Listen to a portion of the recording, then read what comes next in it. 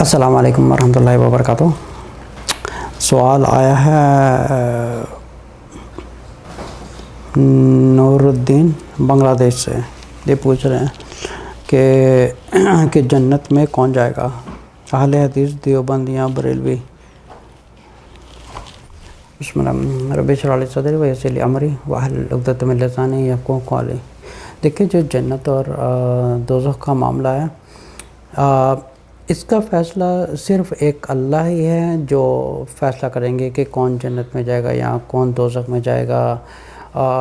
کسی مخلوق پر یہ حق نہیں ہے وہ کسی دوسرے انسان کے بارے میں یہ جج کرے کہ یہ جنتی ہے یا یہ دوزخی ہے۔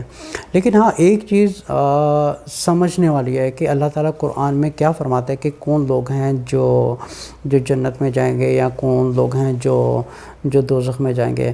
اگر سورۃ احزاب کی آیت نمبر 70 یا 71 پڑھیں گے تو اللہ تعالیٰ فرماتے ہیں یا ایھا الذین آمنوا اتقوا اللہ وقولوا قولا سدیدا یصلح لکم اعمالکم ویغفر لکم ذنوبکم ومن یطع اللہ ورسولہ فقد فاز فوزا عظیما۔ اچھا، جو یہ آیت ہے، اس طرح کی اور سی بہت سی آیتیں ہیں جہاں پہ اللہ نے فرمایا کہ کون لوگ ہیں جو فلاح پانے والے ہیں۔ اچھا، وہ لوگ ہیں جو اللہ کی اطاعت کرنے والے ہیں اور رسول صلی اللہ علیہ وسلم کی اطاعت کرنے والے ہیں۔ اچھا، یہ چیز بہت سمجھنے والی ہے۔ ہر مسلمان یہی کہتا ہے کہ میں تو رسول کو مانتا ہوں، میں تو رسول کو مانتا ہوں، میں تو رسول کو مانتا ہوں۔ سب اسی چیز کا دعوت کرتے ہیں کہ ہم تو رسول صلی اللہ علیہ وسلم کی تعلیمات کو فالو کرتے ہیں۔ چلیں، ان کا جو سوال تھا یہ پوچھ رہے تھے کہ ان تینوں میں سے جنت کون جائے گا، دوزخ کون جائے گا۔ یہ بہت زیادہ کمپلیکیٹڈ سوال ہے ایکچولی، کیونکہ ہم فیصلہ نہیں کر سکتے، صرف اللہ کی ذات فیصلہ کر سکتے ہیں۔ پہلے یہ سمجھنے کی کوشش کریں کہ یہ جو لیبل ہیں، یہ ٹائٹل کہاں سے آئے ہیں، پہلے یہ سمجھنے کی کوشش کریں۔ اچھا، ان میں جو سب سے پہلے ہیں، چلے بریلوی فرقہ کی بات کرتے ہیں، ٹھیک ہے۔ اب یہ جو پوچھنے والے جو بھائی ہیں، انہوں نے ایک لیبل سے بات کی ہے کہ یہ بریلوی، دیوبندی ہے۔ اچھا، اگر دیکھا جائے تو سب سے پہلے ایک بریلوی کی بات کرتے ہیں۔ یہ جو بریلویزم کا ایک فرقہ تھا، یہ اگر ہسٹری کی کتابوں میں دیکھا جائے تو یہ سب سے پہلے 19ویں صدی کے بگننگ میں شروع ہوا تھا، اور ان کے جو فاؤنڈر تھے وہ احمد رضا خان بریلوی تھے، جن کو بریلی اس لیے کہا جاتا ہے کیونکہ انڈیا میں ایک جگہ تھی بریلی، اور یہ جو جتنی تعلیمات کا سلسلہ تھا یہ احمد رضا خان نے وہیں سے شروع کیا تھا۔ تقریباً آئی تھنک 1905 یا 1903 some thing like this, in the beginning of the 19th century میں یہ شروع ہوا تھا۔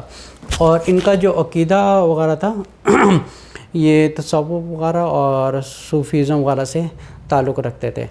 اچھا، ان کی جو تعلیمات کا سلسلہ تھا یا انہوں نے اپنی جو سسٹم تھا پوری دنیا میں، یہ اس وقت بہت انڈیا پاکستان وغیرہ میں یہ ملتا ہے، ان کے تعلیمات کے ادارے وغیرہ جیسے منہاج القرآن وغیرہ، ٹھیک ہے۔ اس کے علاوہ جو دوسرا فرقہ ہے جن کو دیوبندی کہا جاتا ہے، ایکچولی دیوبندی ایک فرقے کا نام نہیں ہے، یہ تو ایک ویسے ہی ایک پہچان کا ایک لیبل بن چکا ہے، کیونکہ انڈیا میں تقریباً 1865 یا 1867 میں یہ اس کی سب سے پہلے بنیاد رکھی گئی تھی۔ جو ان کے اسکول کا نام تھا ایکچولی دارالعلوم، اور اس جو ایجوکیشن کے سسٹم کی جو بنیاد تھی ان کو رکھنے والے تھے رشید احمد گنگوہی نام تھے ان کا، اور دوسرے تھے قاسم نانوتوی، ٹھیک ہے، اور کچھ علماء وغیرہ تھے، لیکن یہ ان کے مین فاؤنڈر تھے جنہوں نے یہ سسٹم شروع کیا تھا تقریباً 1865 یا 1867 وغیرہ کے، مجھے ابھی تک تاریخ یاد نہیں ہے، لیکن ہسٹوریکل کتابوں میں یہ دیکھا جا سکتا ہے کہ ان کا جتنا بھی ایک بنیاد رکھی گئی تھی انڈیا میں رکھی گئی تھی، یہ دونوں فرقوں کی ایک شروع ہوا تھا 19th سینچری کے بگننگ میں by the name of Ahmad Raza Khan, اور یہ جگہ کا نام تھا بریلی، اور ان کے پوری موومنٹ کو ایک بریلویزم کہا جاتا ہے، ٹھیک ہے۔ اور یہ جو دوسرا فرقہ تھا جن کو دیوبندی کہا جاتا ہے، دیوبندی ایک جگہ کا نام ہے جس کو انڈیا میں ایک دیوبند جگہ نام ہے، اور یہ جو اسکول کا نام تھا، سب سے پہلے جو اسکول کا نام رکھا گیا تھا وہ تھا دارالعلوم کے نام سے، ٹھیک ہے، اور یہ رکھا گیا تھا 1865 یا 1867 میں۔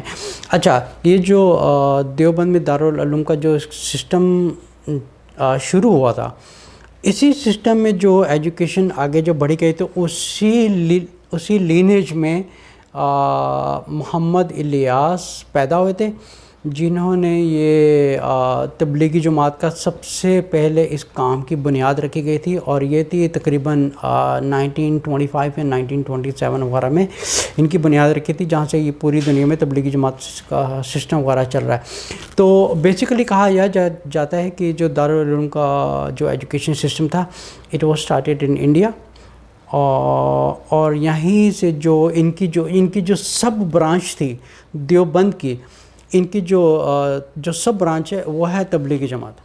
تبلیغی جماعت والوں نے یہ جو محمد الیاس تھے، انہوں نے ایک سسٹم شروع کیا تھا کہ یہ 6 پوائنٹ جو ہیں، ان کا عقیدہ تھا یہ 6 پوائنٹ کی جو ہے نا ایک سسٹم چلایا جائے تاکہ دنیا میں ایک دین پھیلانا آسان ہو جائے۔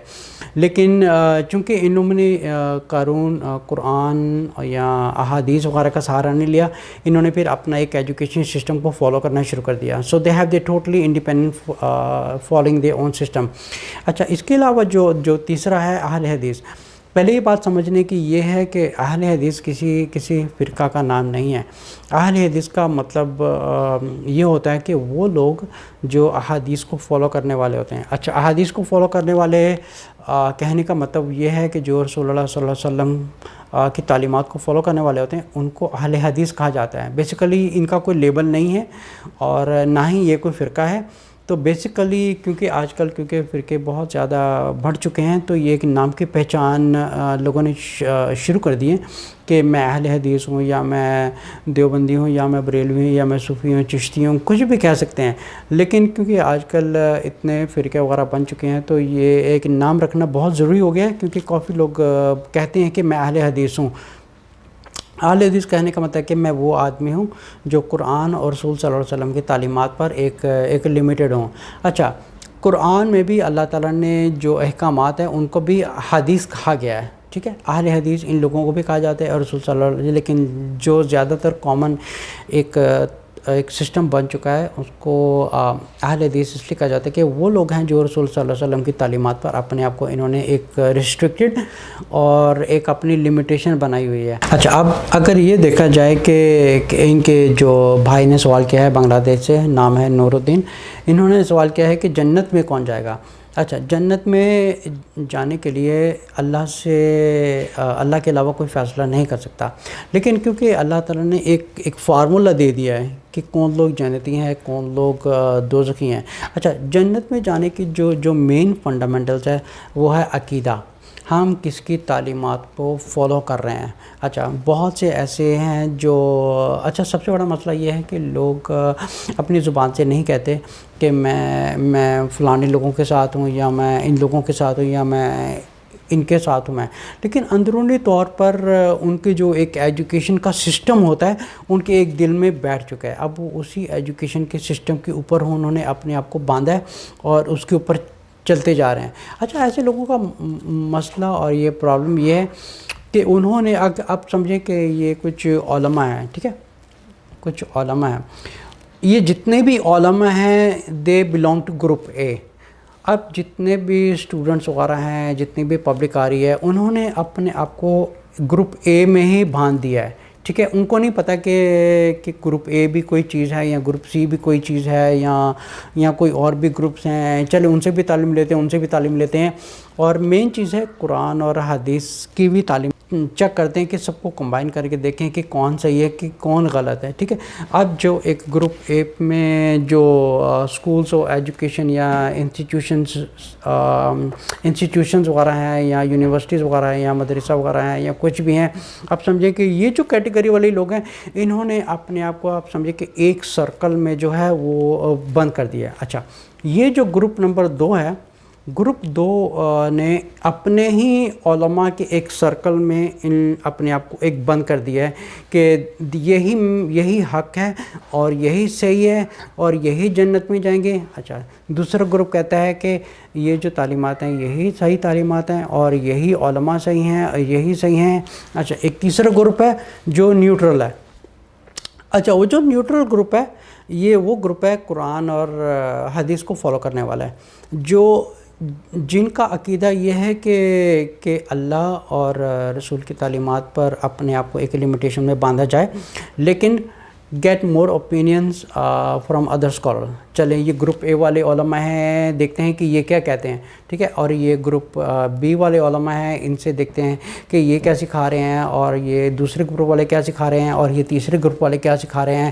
لیکن ان سب کو کمبائن کر کے ہم قرآن کو دیکھیں کہ اللہ تعالیٰ کے احکامات کیا فرما رہے ہیں اور رسول صلی اللہ علیہ وسلم کی تعلیمات کو کیا فرما رہے ہیں.